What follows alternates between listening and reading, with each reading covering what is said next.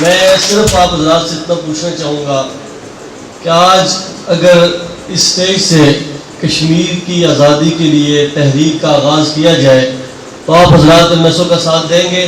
اگر ہمیں اس عنوان پر اپنے آپ کو قربان کرنا پڑے، اگر اس عنوان پر ہمیں اپنا گھر بار چھوڑ کر سری نگر کا رخ کرنا پڑے، اگر آج ہمیں اس عنوان پر ان نہتے کشمیری مظلوم مسلمانوں کے ساتھ اظہار یکجہتی کے لیے، اظہار ہمدردی کے لیے اگر ہمیں جموں کا رخ کرنا پڑے، ہندوستان کا مقابلہ کرنا پڑے، تو کیا آپ ساتھ دیں گے؟